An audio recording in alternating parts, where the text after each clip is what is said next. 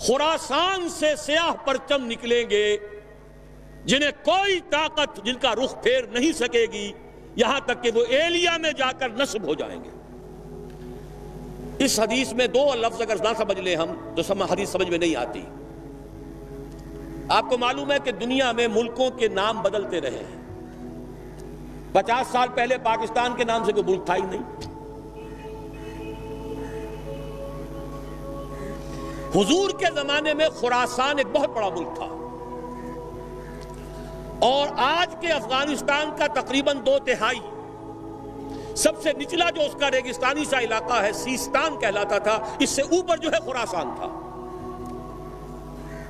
پاکستان کا بھی ملحقہ علاقہ اس میں شامل تھا۔ یہ واخان کی پٹی جو آپ نے کبھی پڑھی ہوگی، اور جب کہ ابھی افغانستان میں جنگ ہو رہی تھی، روسی آ گئے تھے، ایک بڑی باریک سی پٹی آتی ہے افغانستان سے، جیسے کسی برتن کا ہینڈل ہو، کسی فرائی پین کا ہینڈل چلا رہا ہے، وہ واخان۔ اس کتابوں میں لکھا ہے کہ یہ خراسان کی مشرقی سرحد تھی۔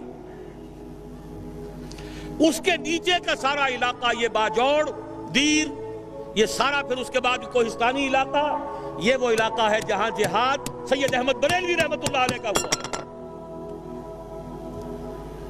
خراسان میں اس کے علاوہ تھوڑا سا علاقہ ایران کا شامل ہے، جو اب بھی خراسان کہلاتا ہے، چھوٹا سا صوبہ ہے۔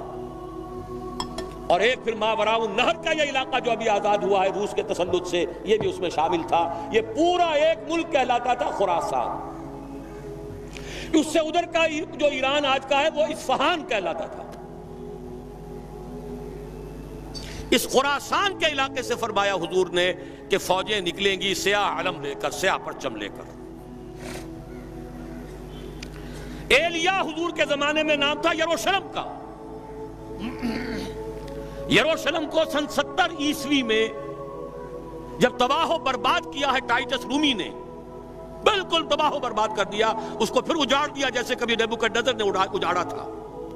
اس کے بعد ایمپرر ہیڈریان تھا، ایک رومن ایمپرر، اس نے دوبارہ آباد کر کے اس کا نام بھی رکھا ہے ایلیا۔ اب وہ یروشلم نہیں تھا، اور سن 70 عیسوی سے ان کا جو سیکنڈ ٹیمپل تھا وہ گرا پڑا ہوا، آج تک گرا پڑا ہے، ایلیا کہلاتا تھا۔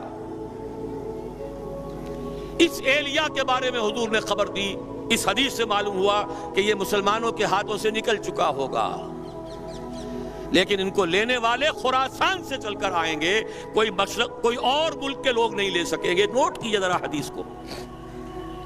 یہ ایلیا تاریخی اعتبار سے مسلمانوں کے ہاتھ سے 2 دفعہ نکلا ہے۔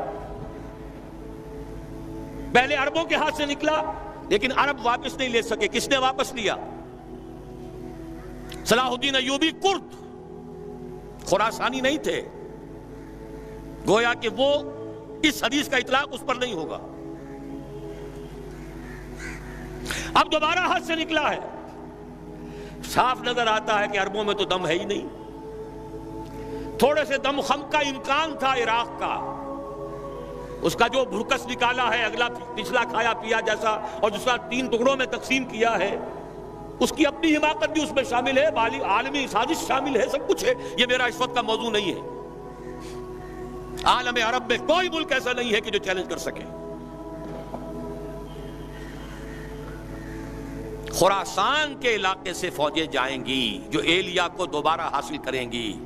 یخرجو من خراسان رایات سود فلا یردها شیء، کوئی شے ان کا رخ نہیں پھیر سکے گی، حتی تنصب ایلیا، یہاں تک کہ وہ رایات سود جو ہیں وہ سیاہ جھنڈے ایلیا میں جا کر نصب ہو جائیں گے۔